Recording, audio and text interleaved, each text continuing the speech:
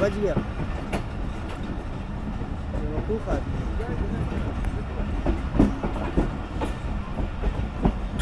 जा रहा था ऊपर